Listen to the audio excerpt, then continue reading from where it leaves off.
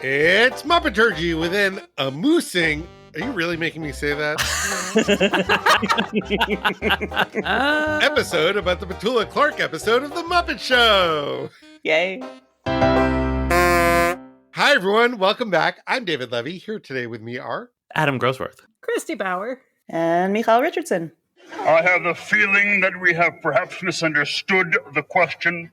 Listener Mark Rowan referred us to an article on livescience.com in reference to the sheep-pig hybrid we talked about in the Julie Andrews episode.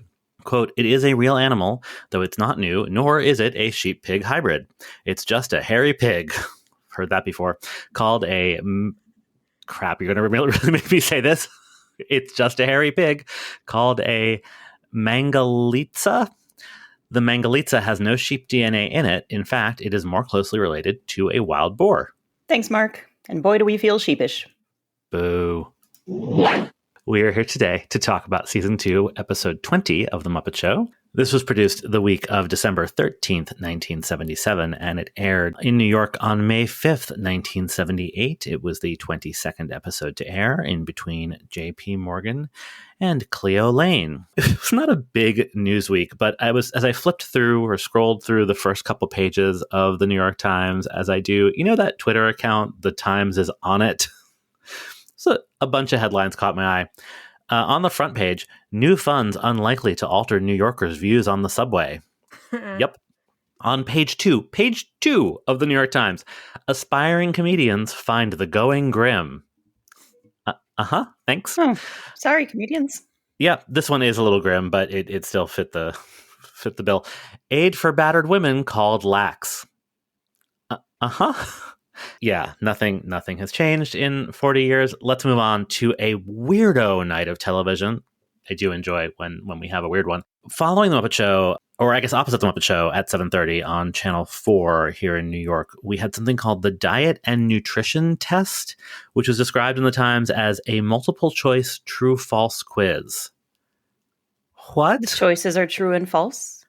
I guess you were meant to follow along on the TV and take the quiz. I don't know. It was hosted by Dr. Frank Field, who I remember really clearly was the health and science correspondent for our local NBC affiliate, Channel 4. So I assume this was a local thing. But what?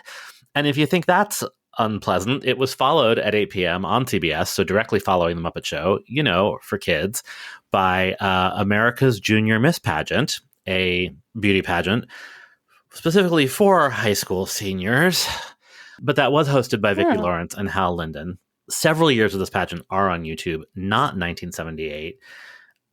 Yay. I mean, I would have watched it if it were there, so I guess I'm glad it's not, because I felt no temptation to watch the other ones. But there's an amazing commercial for it that we will put in the show notes. Not for the event itself, but the trappings of the 1978 network television special, around the actual pageant. It's worth watching for that. At 9 p.m. on NBC is Wheels Part 2. I don't know how we missed Part 1, but here's Part 2. This is, probably because it wasn't on a Monday night. Right, these things didn't air. Part 1 on Sunday, Part 2. Right, they didn't air a week apart. This is based on the Arthur Haley novel about the auto industry. Arthur Haley also wrote Airport, not Airplane. Airport, important distinction. It starred Rock Hudson, Lee Remick, Blair Brown, and yes, Jessica Walter. And also for our Broadway cred, Howard McGillen was also in this. He must have been very young. And on ABC, the stars salute Israel at 30. Can you imagine? No. I don't want to get too deep into this, but what the fuck? And if you're imagining a talent show, variety show, awards ceremony, banquet, 1978 extravaganza, only saluting a relatively new country? And that country is Israel? All of that. The only clip I could find on YouTube is of Barbara Streisand, because of course, Adam, it's wild. Streisand, sand, like the beach. Anyway, she's very particular. I know she is, but you know what? I don't think she'll listen to our podcast. Well, now she won't. To introduce our guest stars, that's what I'm here to do. So it really makes me happy to introduce to you Petula Clark. If you don't know the name, you probably know the voice. When you've got worries, all the noise and the hurry seems to help, I know. Downtown, just listen to the music, not the traffic in the city. Linger on the sidewalk where the neon signs are pretty. How can you lose? The lights are much brighter there. You can't forget all your troubles, forget all your cares. So go downtown. Things will be great when you're downtown. And I tested this at home because Keith said, "Oh, which episode are we recording tonight?" I said, Petula Clark. And he gave me a blank stare. And I said, "Hang on a second." And I hit play on that song. And he goes, "Oh, yeah, of course." Yeah, that lady. Known in the U.S. as the First Lady of the British Invasion, Petula Clark is an international recording star, best remembered for a remarkable string of hits in the 60s, but her career actually began much earlier and still continues today. Born in 1932 in Surrey, England, Sally Alwyn Clark lucked into a radio career at the age of 9 when she attended a BBC radio broadcast delayed by a World War II air raid. The producers asked if anyone in the audience would like to sing a song to help calm everyone's jitters while they waited for the bombing to end, and young Sally volunteered. Her number went over so well, the producers had her repeat it on the broadcast, and then kept inviting her back, eventually making more than 500 appearances on radio broadcasts meant to entertain the troops. Her father gave her the stage name Petula, and her career soon expanded to include touring on the same vaudeville circuit as young Julie Andrews. As a teenager, she began acting in films and on television, including hosting her own afternoon variety shows. When she was 15, she met Joe Henderson, also known as Mr. Piano, who would become her first major musical collaborator and serious romance. He introduced her to a record producer who recorded her first singles, and in 1954 she had her first hit with the song The Little Shoemaker, which would also become her first international hit, reaching number 1 in Australia. The music she recorded in the 50s was very much of the easy-listening traditional pop genre, and it traveled extraordinarily well. Soon, Petula was touring Europe, and she would often record her hits in multiple languages, including French, German, Italian, and Spanish. In 1961, she had her first UK number 1 with Sailor, and her first gold record with Romeo. She also expanded her talents into film scoring, composing for 4 French films in the 60s. In 1964, just as tastes were shifting away from the trad pop that had served her so well, the songwriter who had been working with Petula as an arranger, Tony Hatch, brought her downtown, and a phenomenon was born.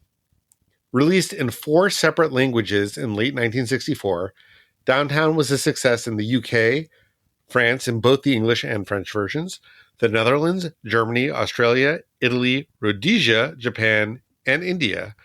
Downtown went to number 1 on the American charts in January 1965, selling 3 million copies in the US alone. Tony Hatch and his collaborator, Jackie Trent, who would eventually also become his wife, would go on to write or co-write a string of hits for Petula, redefining her sound for the 60s and rocketing her into superstardom. Throughout the rest of the 60s, in addition to recording and touring, she continued to make television appearances, specials for the US and Canada, and a series for the BBC. She appeared in the movie musicals Finian's Rainbow and Goodbye Mr. Chips. And then in the 1970s, she transitioned into a more adult contemporary style of music, which is the style you'll hear in this episode of The Muppet Show. In the 80s, she began working in musical theater, with highlights including starring in a successful West End revival of The Sound of Music, making her Broadway debut as a replacement star in the musical Blood Brothers, and starring in Sunset Boulevard in the West End and on tour in the US. Although she more or less retired from acting on film and TV in the early 80s, she continues to record, give concerts, make television appearances, and act on stage right up to today. You can catch her right now singing Feed the Birds in the West End revival of Mary Poppins. So I went through a big Petula Clark phase, about 20-ish years ago, which I think coincided with seeing her in Sunset Boulevard. I don't remember if I kind of dove into her music first because I knew I was going to see her, or I saw her and was really taken with her and then got to know her earlier stuff as well. But, her songs have been a part of my life for a really long time. And, I've certainly seen some of her films and whatever, but it's those songs from the 60s in particular that really kind of define her for me. Does anyone else have Petula Clark thoughts and feelings? So Petula Clark is the first Muppet Show guest star that I have actually met. I met her at the stage door after one of the performances of that US tour of Sunset Boulevard. This would have been like 1999, I guess. Like 98, 99. I feel like it was right around New Year's. It was like December, January. It was very cold. And the only reason this matters at all is I was wearing this like V-neck shirt and I didn't have a scarf and it was snowing. And Petula Clark came out, took one look at me and said, "Cover yourself up, child. You're going to catch your death of pneumonia." And so that's the first thing I think every time I see Petula Clark is, "Cover yourself up, child. You're going to catch your death of pneumonia." But she was very nice. She was very nice. And she was quite good in Sunset Boulevard. Why don't you get me started? David, we know you like Petula Clark, but what did you think of the episode? You know, I didn't dislike this episode, but I watched it twice and it just did not stick with me at all. It might as well have never happened. So, it's fine, but I'm not sure I'm going to have a whole lot to say in this episode because like it really did not leave much of an impression overall. Michal? David, you're jinxing us. We'll see how long this recording takes. Similar. There is so much fun in this episode, and there are a couple of songs that feel like the epitome of Muppety song to me that are in this episode. And then also it just kind of slipped right through my brain. Like a few days later, I was like, oh, when I rewatched it, I thought, oh, right, there are all these things in this episode that I actually enjoyed. When we had a live cow backstage in the Julie Andrews episode, it was weird, but they made it fun and weird. Then it zipped along. And this episode, there's this moose, and the moose is fun and funny, and Jerry Nelson's performance is very memorable and very like specific and goofy and slow. And there's something about it that just doesn't quite land, and that somehow becomes the only thing that sticks with you about the episode, even though there are other fun songs and even though Petula Clark is lovely. All that said, this is a perfectly fine episode of The Muppet Show. I'd be happy to recommend it to anybody, and it contains some of my favorite Muppet things. There is a really lovely arrangement of an old standard and some excellent, terrible jokes. Yeah, I mean, exact same. I really like it, but it's like not a top 10 or a top 20. It's just really solid. Christy? Yeah, I mean, my notes say totally fine, utterly forgettable. There's nothing to be mad at. There are individual moments in it that I really enjoy, but yeah, it just doesn't cohere into anything that sticks. You know, I wonder. I mean, this is my like my personal thing of like the backstage, like the evolution of the backstage plot and the guest star. And I don't think this is any fault of Petula Clark, right? She doesn't do a lot with the Muppets, really. She has a great bit with Rolf, but I wonder if that's part of it, right? That it's not quite the Elton John problem, right? But like both she and the moose are just kind of there. They're just kind of there, right? And she's lovely. She is there in a lovely way. But I wonder if that's why it's like the parts are all good, but they don't cohere. I wonder if that's the problem. Yeah. Oh, well, let's get into it and see what we think. Petula Clark, 20 seconds to curtain, Miss Clark. Right. Scooter, I hate to complain, but there's a moose in my dressing room. Oh, yeah, that's a mistake. Well, I should hope so. You're supposed to get the buffalo. Yep, so now we've met the moose. We will come back to the moose. No development in our yay evolution, but here's the Statler and Waldorf bit from the opening. Well, it's downhill from here. I guess we'll find out. Did it look to anyone else like Petula had a punchline at the end of the moose thing at the top that got cut? Because at the very end, it's like she opens her mouth to say something and then it cuts away. Uh-uh. I didn't notice, but maybe. I read it that she was just doing a take, but I could see that. Yeah. Huh. Would have made the whole episode land differently if they'd let her have that one punchline. Would have been more a moosing. There you go. The Gonzo bit is recycled from the Julie Andrews episode. The season 1 Gonzo puppet watches as his horn flies into the audience in a 3D. I love the shade you just put on the season 1 Gonzo puppet. It's very noticeable, though. Yeah. It's like, why is Gonzo stoned? It's a very different puppet. He's kind of a sleepy Gonzo and a more relaxed Gonzo, a sadder but wiser Gonzo. So he smoked a little before the show. He doesn't have did anything to everybody. do this week except blow on that trumpet. It's fine. It's not even true. He's in nobody. He's in the boat. Oh, that's true. Gonzo's all over this episode. Like we said, forgettable. I already forgot. All right, let's go backstage. The Muppet Show backstage. So, backstage, we'll see how amused we are by all this. There's a moose backstage, and sometimes on the stage, and just kind of generally hanging around. And Kermit seems kind of willing to accept this with some skepticism, and then suddenly he's extremely perturbed by it. And the moose, meanwhile, is just kind of determined to live here now. Do you mind if I hang out backstage here a while? Well, I've got every other kind of animal. Why not a moose? You got true grit, Frog. Yeah. By the way, what is your name? Mickey. How about that? Mickey Moose. Mickey Moose! You get out of my backstage! Mickey Moose, dumb name. Yeah, Kermit suddenly does this double take and is like, oh no, a moose named Mickey. We cannot have this. This will not stand. Is he afraid of the copyright police? It seems like maybe. I don't really understand why else this would all be happening. He's very upset about it. Or does he think that the moose is fucking with him? Like he's really got some other name and he just wants to see what Kermit will do if he says his name is Mickey. I mean, the moose laughs like he might be fucking with him. It seems like everybody's fucking with Kermit this episode. Also, why is the moose John Wayne? I mean, I know this is a futile question to ask, but is there a reference I'm Jerry missing? Nelson came up with a moose voice, and then after he started doing it, realized that his moose voice sounded like John Wayne, and then just threw in the True Grit reference. Oh, I'm tired already.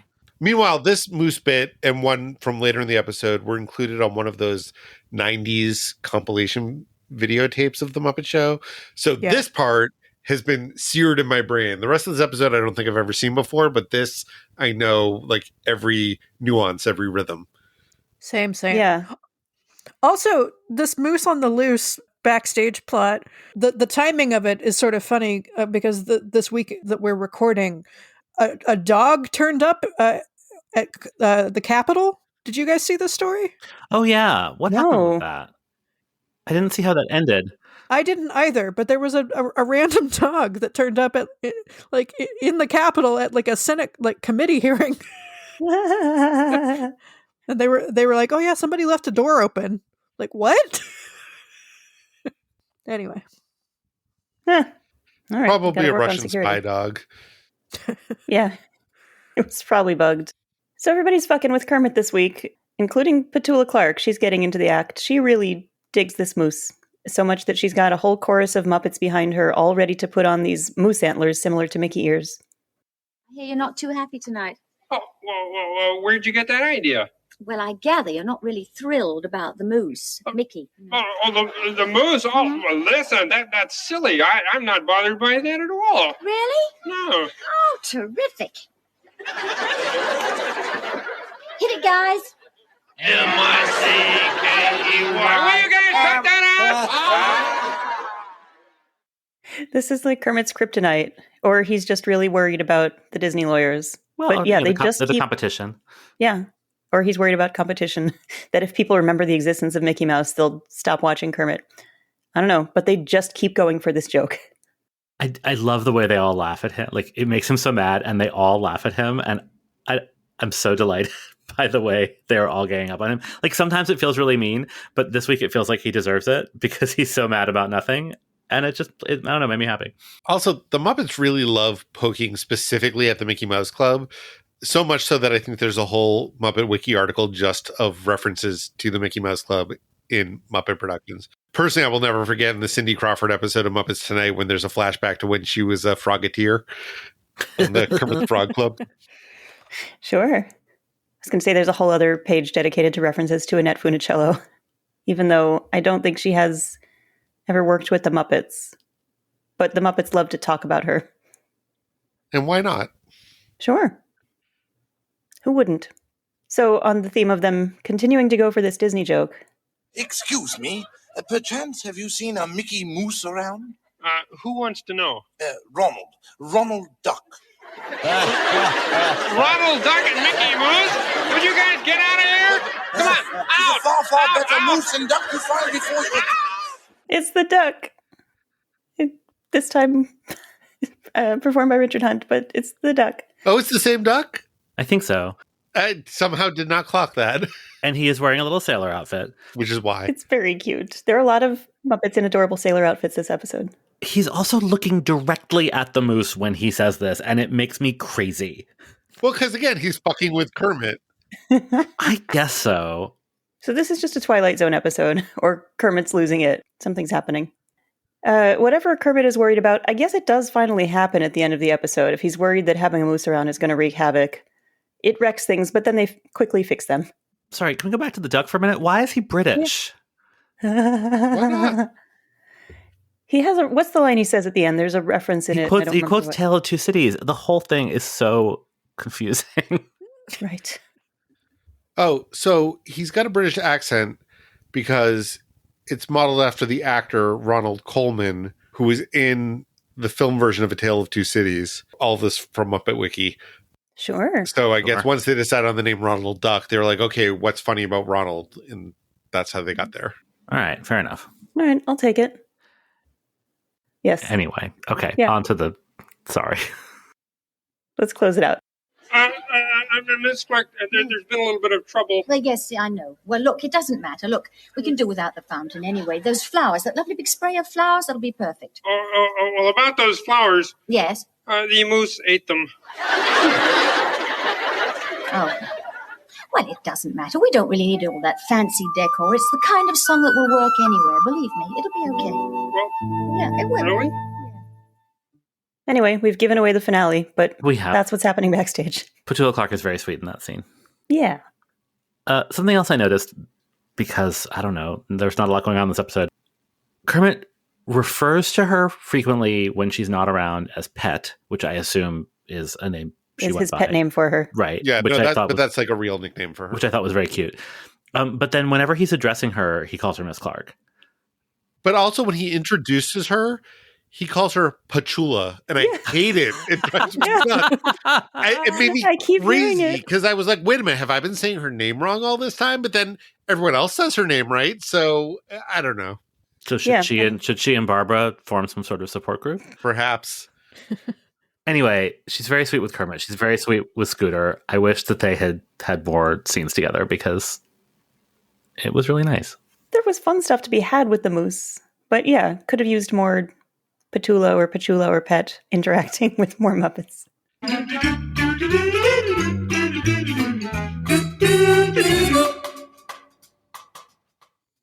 As Michal mentioned, we definitely have some super Muppety numbers this week. We start on the high seas. Well done, me heart. Aye, aye, Captain, sir. Oh, I'm tired already. Oh, we'll be sailing with the tide. We said farewell to our girls and brides. Yo ho! Rig the ratch. Hoist the hitch. Lower the hatchet. Move the deck. Beat the breeze. There she blows in the horn. And soon we'll be out on the ocean foam, so let's heave-ho with the will. Heave ho! And come, jolly tars, let's sing while we can. For soon we'll all be deathly ill. I'm glad you got in the deathly ill bit. Oh, yeah, had to. So this is a song called Sea Shanty. It's another Abe Burrows song. The Lost Bet continues. Now this one's delightful. Is it? You know, adjusted for inflation. It's from an album called Abe Burrows Sings from 1950, and it's the same album that the Gypsy's Violin song from the Peter Sellers episode comes from. And it's sung by Fozzie, Link, Robin, Gonzo, and Scooter, the 5 people you meet in heaven. The worst combination of people to be stuck on a boat with, I think. You think they just said to the main cast, each of you gets to pick one of your characters who can be in this number? Because it's such a random assortment. Like, why Link? Why is it not Kermit? He's a They captain. needed a captain. Kermit can be a captain. No, he can't. They made a whole movie about Kermit being a captain. Everybody else was dressed in adorable sailor suits, and Link was dressed as like an airline pilot. Like, they must have already had that costume. He's like a cruise ship captain. I feel like Jim was super committed to the bit of how bad a singer Link was. Like, I think they just thought, like, oh, this is the funniest choice we could make. I guess.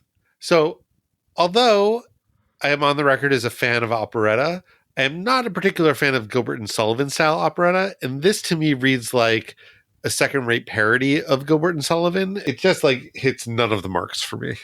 Did someone lose a bet to Abe Burrows? Because there were 3 songs in the last episode, and now there's one in this one, and it really feels like they're just trying to, like, you know, like when a network like starts airing a TV show. I guess this doesn't happen anymore with streaming, but like starts airing a TV show like 3 a night because they have to get rid of them contractually. That's what this feels like to me. Maybe he gave them to the Muppets for free. Like they don't have to pay royalties on But these they songs. could spread them out. I find it so weird. It is weird. But also, I freaking love this. I mean, and it's imprinted in my brain from whatever album I had it on. It feels extremely Muppety to me, as with some of the other Abe Burrows songs that we've heard. I'm in favor of this. Yeah, it was on 3 different albums. The second Muppet Show album, Silly Songs, and Muppet Hits Take 2. So they apparently were fond of this. Now, I had 2 of those albums, and yet I have no memory of this song. I don't get it. I loved finding out that they're in a rowboat. Like, whatever I was picturing, I heard this song as a kid and pictured them on a big ship. And instead, it's just the 5 of them in a rowboat that tips over at the end. And I love that. Because they should be on a big ship. Because, Yeah. I mean, like, the lyrics are parody lyrics anyway, but they also, like, they're singing about a sailing ship. Yeah, hoisting the sails and stuff. Yeah, I mean, my fan fiction is that their sailing ship is already sunk. This is a lifeboat. Oh, that's how I read it as well. Yeah, so, you know, they're not good at this. That makes sense. Or I guess like they're on the rowboat that you take out to the ship, like the can't. And they never make it to the ship. Which is, yeah, I don't know. I thought it was cute. I don't ever want to listen to it on its own. So, you know, the idea that you all listen to it as children on an album, I find very odd, though it explains a lot. But they're so cute in their little sailor outfits, especially Robin, like sitting on the edge. Very adorable. I did appreciate the effect that they used that sort of layered the water in front of the boat. Like it's one of those like totally unnecessary little go the extra mile things that they did with their 1977 camera tech. And I thought that was cute. Yeah, it was. So onward we go to Bossa Nova land. He walks, he's like a samba that swings so cool and sways so gentle that when he passes each girl he passes goes, oh, oh, but I watch him so sadly. How can I tell him I love him? Yes, I would give my heart gladly, but each day when he walks to the sea, he looks straight ahead, not at me. Tall and tan. So it's the boy from Ipanema, or as it was originally written, the girl from Ipanema, which is a Bossa Nova standard. It's sort of the Bossa Nova song. It was written by Antonio Carlos Jobim, who is the father of Bossa Nova, and as it turns out, a favorite and eventual collaborator of noted Joe Raposo stan Frank Sinatra. Bingo. Yep. And the original Portuguese lyrics were written by Vinicius de Moraes. I'm probably butchering that. But the English lyrics were written by a lyricist named Norman Gimbel. And if that name sounds vaguely familiar to you, it's because Norman Gimbel wrote the lyrics to Jim Croce's I Got a Name, which was in the Lena Horne episode. Also wrote the lyrics for Killing Me Softly with his song. And he won the Best Song Oscar with It Goes Like It Goes from Norma Ray. And if that... Yep. AKA a terrible decision on the part of the Academy. That was the song that beat the Rainbow Connection. The Girl from Ipanema is believed to be the second most recorded pop song of all time. Number 1 is Yesterday by Failed Skiffle Outfit, the Beatles. It's funny. I have no trouble believing the Girl from Ipanema might be number 2. Yesterday does not feel like the most recorded pop song to me. Yeah. Yeah. And yet, I'm aware that covers of it exist, but I haven't. None of I them wouldn't have even stuck think with of me. that as the most covered Beatles song, what about the places? Sorry. right? I mean, Yeah, so this is Petula Clark singing with a boss man Muppet, giant Muppet behind her, which was one of the characters that was developed for that Nancy Sinatra stage show. This is fun. It's fine. I wanted it to be funnier. Yeah, I clipped the part I clipped just because I really wanted to capture Petula Clark going, oh, when she's like between his legs. Yeah. Because like in the first verse, she does a much more sultry, like the way you would normally do that beat. Yeah. But yeah, like it's not. I love this puppet, and I love watching him, and he's funny, and I think she's doing a great job. But yeah, there's not really a joke. There's sort of a built-in place for a joke, and I brought a version of this to illustrate. Tall and tan and young and handsome, the boy from Ipanema goes walking in. When he passes his girl, he passes gold. When he walks, it's like samba sway so gentle, and when he passes his girl, he passes gold.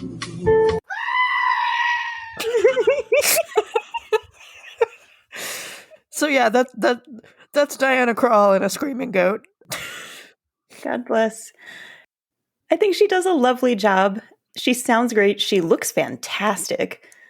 Yeah. And that's a fun puppet. And also, man, I have so little patience for the song The Girl from Ipanema.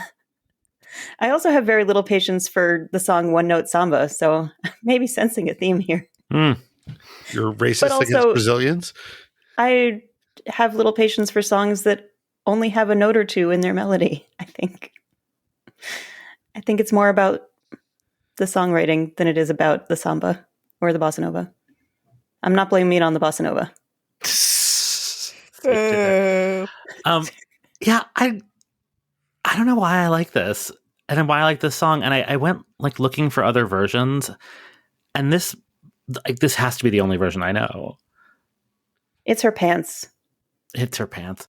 Where like the sillier songs, I think are very much like Muppet memories for you guys. Like this kind of stuff, the sort of like classics or current-ish pop song, either done very straight or done with like a very literal Muppety interpretation. And I don't think this is a great example of that. I think there are much better ones.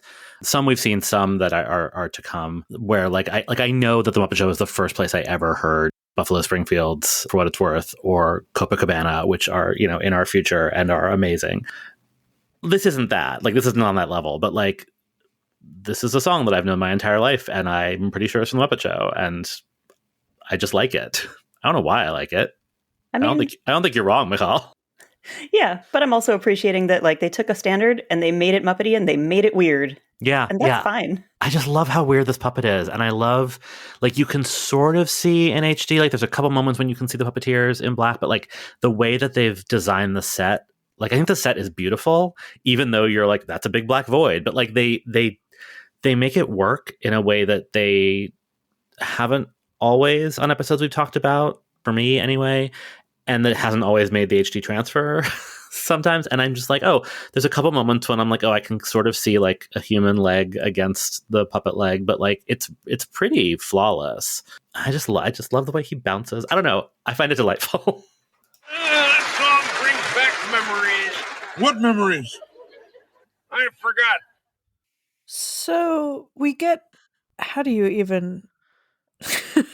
Should we have Kermit do it? Yeah, let's have Kermit explain this week's UK spot. Switzerland has given us watches, chocolate, and silliness. We take you now to the Alps for the latter. Your foot is in my pumpkin pie. Underwear with ham on rye. Chicken lips and silly things. We're unemployed, so let's all sing.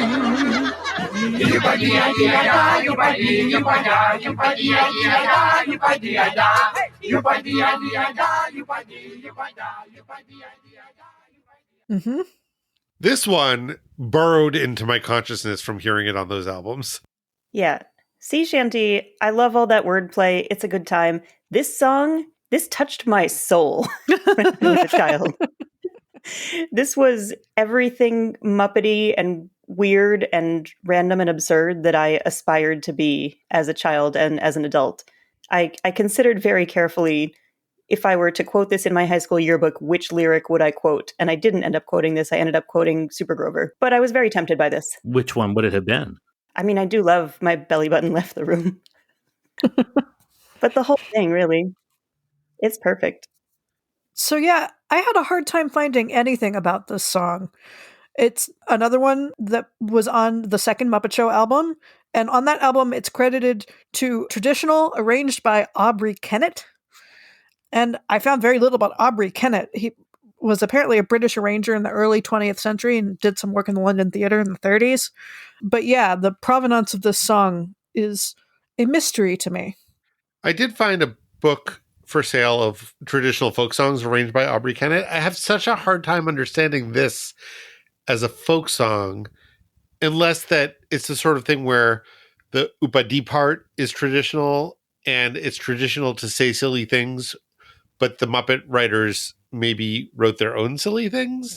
Yeah, that's my suspicion. Well, I mean, kids songs, right? There's a lot of silliness. This seems like it has variants in French and Portuguese and German, where they're called UKID and other similar words to UPID, but not exactly UPID. So that's cool. So we haven't mentioned yet, this is happening on the same elaborate Alpine set as the Lonely Goatherd number from the Julie Andrews episode. And I suspect that this set is this season's Vendaface. Like, that makes sense. I was wondering. Like they went to the trouble of building it, and it's like, well, I mean, I got to get more out of it than one song.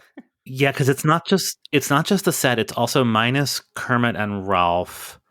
It's a smaller group of Muppets, but all of these Muppets were also in Lonely Goatherd in the exact same costumes. Yeah, it seems like they must have filmed it on the same day. Very possible. But yeah, they're all in their little, beer. Also, I feel like some of these, well, I guess, yeah, these costumes are more Austrian than Swiss, because of course they are, right? I was about to say, like, these feel more German than Swiss to me. Yes, duh. Well, but I mean, Switzerland borders Germany. A lot of overlap, but I'm just saying, German. There's like Lederhosen, and anyway, there's a whole thing. We didn't mention this when we talked about Lonely Goatherd, I don't think, but several weeks ago we said, because Muppet Wiki told us that it was true, that we had seen the last of Miss Mousy. No, we hadn't, because she was in Lonely Goatherd and she's in this. And she does not wear Austrian, German, Swiss costume, because she never does. Why? She will not disrobe. She's been given her robe and she won't take it off. Like, I remember we talked about it in that duet she had with Kermit, and we justified it dramaturgically that she was in her nightgown and cap. But now it's just weird. Poor Miss Mousy. Justice for Miss Mousy. Give her a wardrobe. Justice, or at least a new outfit. I think maybe what Wiki was trying to say was that whatever week that was the last time that she would like have a solo be featured. So we'll still see her, but maybe we're out of numbers where she is the lead singer. Right. She's no longer a character. She's now just a background player. Right. Yes. I still want to know why she's wearing a nightgown while she's out at the beer hall. I was so surprised to learn that this was the UK sketch, mostly because it was featured on all these different Muppet albums. It's so weird to me that a song that they thought was good enough to put on a record was not a song that they actually broadcast to the people who'd be buying those records. Yeah, I don't know who made those decisions, but we have to live with them. So our next Petula Clark number is a Stevie Wonder song, and it's very sweet.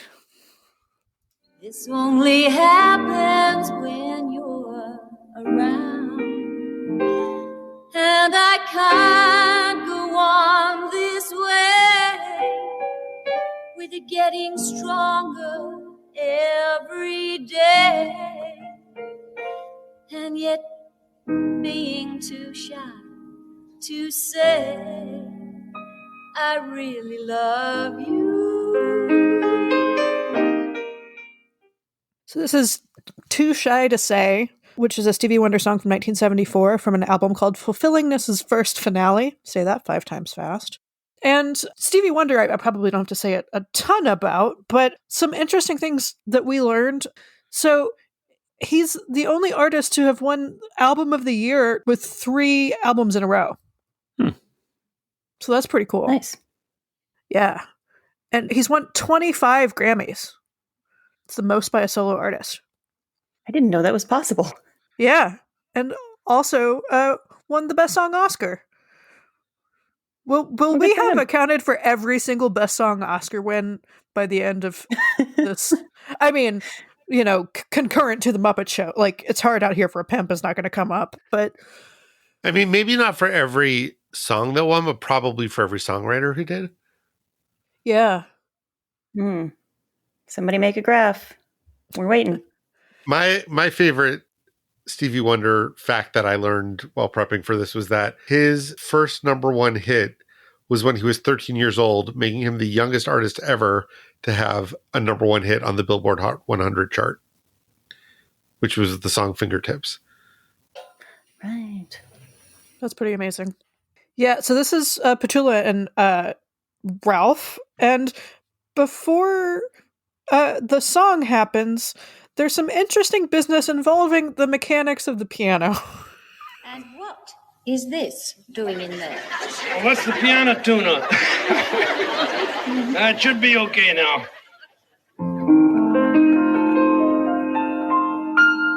Hey, nice job, Fish. I'll pay you tomorrow. I don't believe it. You pay a fish? Yeah, but not much. He works for scale. I think we better do our number, Ralph. I love that exchange so much. Me too. I also it's very clear throughout this number that Petula Clark wants to fuck Ralph. And it's been a while since that's happened. It makes me happy. Been a while since anybody's wanted to fuck Ralph? Because you don't know. No, just on the show. It's been a bit. And yeah, they have some chemistry. I like the set that this was on too. It wasn't just Ralph's piano against the plain blue cyc. It actually had like a sense of place to it. Like you get the feeling that they were somewhere in like a corner of the Muppet Theater.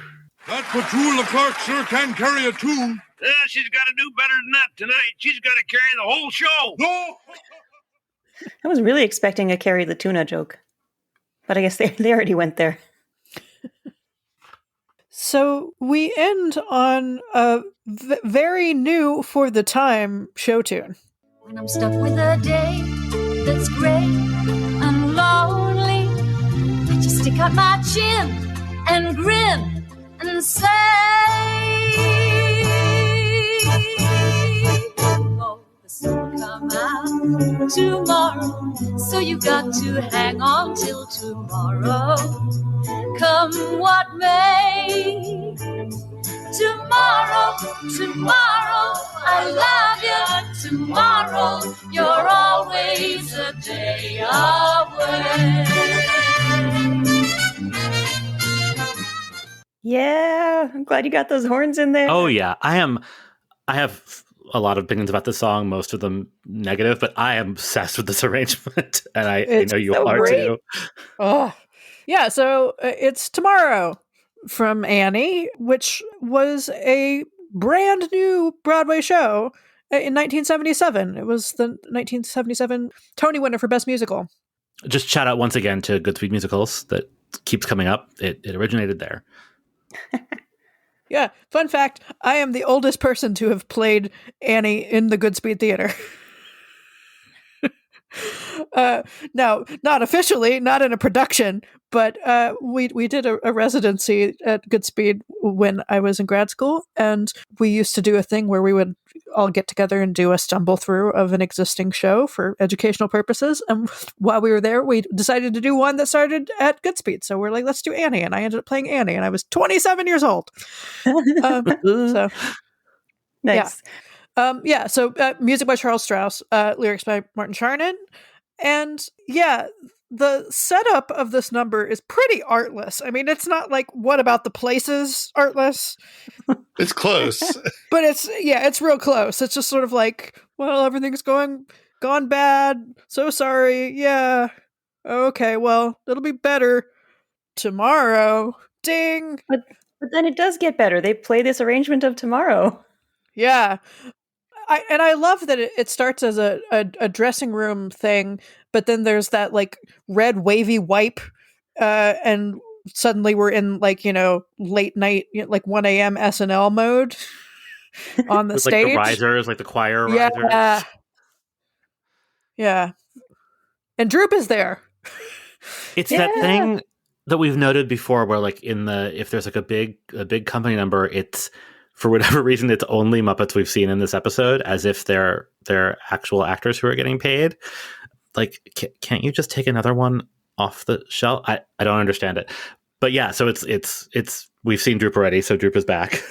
And Miss Mousie's back. But Miss Mousie's that's there. fine. Yeah, it's fascinating to me. I mean, I know that like actually you can't just take them off the shelf. Like there is prep involved, but I still think it's really interesting and weird. So random. Well, it's also maybe it's a little distracting if you haven't seen Miss Piggy in this episode, and then all of a sudden Miss Piggy's singing backup. True.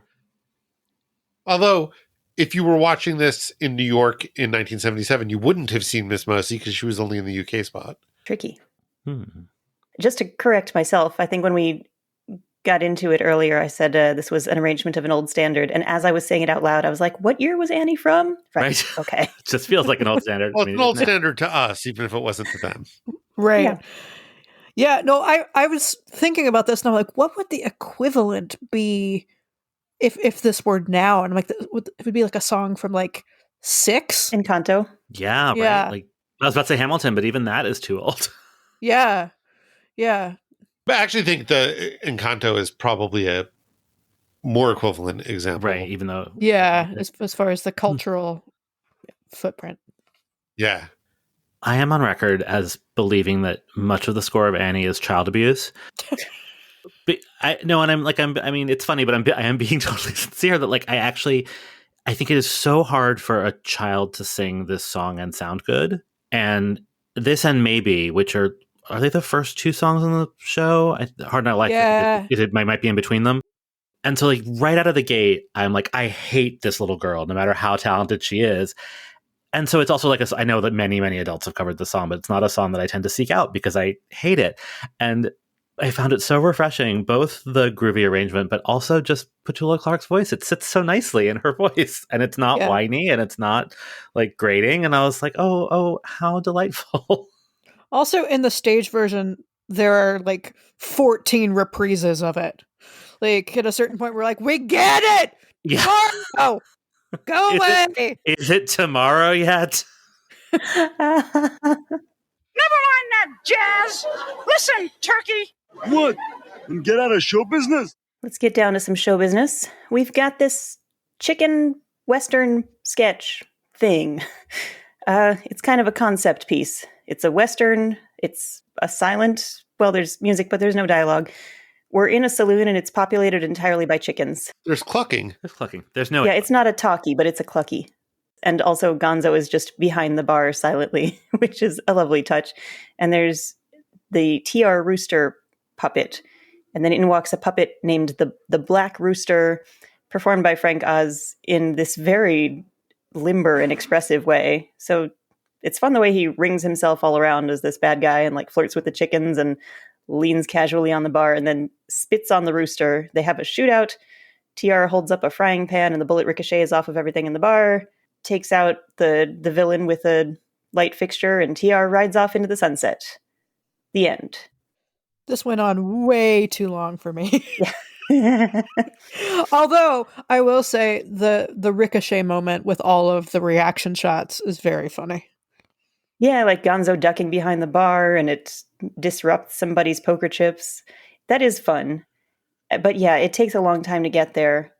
I would love to watch a Muppet Western populated entirely by chickens, but I would love to see one that's a little more fast-paced than this one.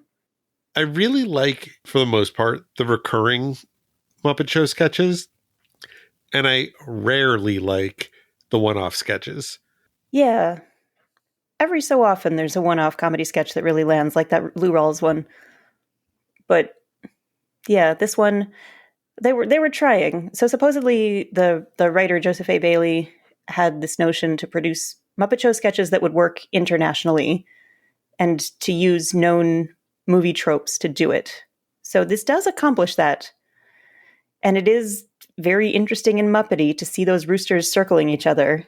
But yeah, it goes on a bit. There's an almost identical shot in The Dark Crystal of the two Skeksis, the Chamberlain and the other guy, circling each other, which like makes sense because they're bird-like, but I was really struck. Like I actually went and looked at it. We'll put a GIF in the show notes.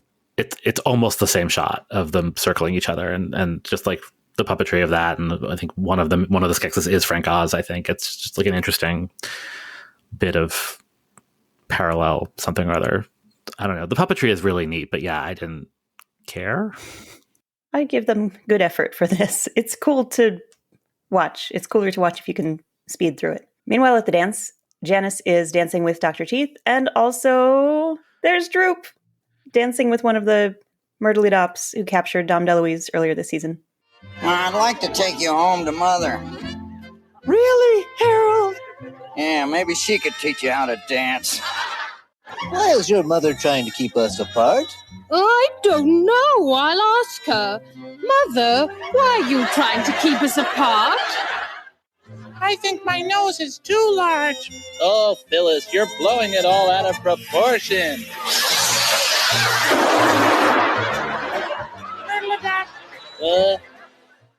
That was an exploding nose there. Hashtag not my Droop. That was a new Droop voice, right? I think so. Yeah. The wiki says that Richard Hunt was performing Droop in this sketch. So that's possible. I know that it didn't sound quite right. Sounded much too suave. I mean, at this point, there is no stable Droop voice, so it never sounds right. True. Happy to see Droop, nonetheless. I do love that. But that first joke was so mean-spirited. Maybe she can teach you to dance. It was mean-spirited. I do love the mother standing physically in between the two other dancers, keeping them apart. I thought that was very funny. Also, at the top of the sketch, he doesn't get a joke, but George is dancing with someone who is not Mildred. It's Scandalo. Oof. Was anybody tracking George and Mildred continuity and Droop voice continuity the way that we are? I cannot imagine. They had better shit to do. Anyway, here's Veterinarian's Hospital. We've got an operating table that we find out partway through the sketch has a hole in it. Today, the patient is slipping fast. He must have something else. He better have money for one thing. You won't operate till you're paid? Right. I don't make a cut till I take my cut. Yeah, so this patient is slowly slipping inside the table and finally disappears right into the table, which seems to have some kind of black hole in it that swallows Dr. Bob and then Nurse Piggy and then Nurse Janice. I am curious to know how this played at the time, or like how it was intended at the time. Because I mean, it feels sort of like a critique of like, you know, the hotshot surgeon, like on a medical soap opera or something. But I feel like now it works just as well as a critique of the American healthcare system, which was not any better in the 70s. I just don't think we were talking about it in the same way. A little bleak, that joke about getting paid. Yeah. Funny. I laughed. But a little bleak. That's the thing. It's still a good joke. We're going to get one last visit from the moose this episode. The Swedish chef is making chocolate mousse with, you guessed it, Good chocolate. Oh no, the moose. Moose, the moose. And then he puts chocolate directly onto the moose puppet, which worries me. Yeah, I wonder what that was. I mean, it wasn't like fun foam or whatever it is that they use when they have to do bubbly stuff. It looks like chocolate. Yeah, or paint or some brown liquidy stuff. But, I mean, the puppet recovers and is used in later Muppet and Sesame sketches. And then Kermit puts a stop to this whole thing because he just cannot stand the sight of this moose for whatever his reasons are. I feel like a moose maybe kicked his puppy once or something. Oh, did you not think he was rescuing the moose? Like he rescued Robin a few weeks ago? Maybe. Oh, that's how I saw it, yeah. So now he cares about the moose. I'm getting some mixed messages from Kermit here. But yeah, that's this moose episode. Well, I wish they had done that differently. How would you want them to do it? Better? We didn't moose that up too badly. Well, we have come to the end of another episode. Does anyone have final thoughts? All right, Frog, we watched the show. Yeah, unlock the doors. Thanks for listening to this episode of Muppeturgy. We'll be back next week with the Bob Hope episode, featuring special guest Yael Kalman. You can find us on Twitter, Instagram, and Facebook at Muppeturgy, or on the web at Muppeturgy.com. If you like what we're doing, please spread the word and offer a rating or review wherever you get your podcasts. Our theme music was composed and performed by Christy Bauer. Our show logo was created by Todd Bryan Backus, and this episode was edited by me, David Levy.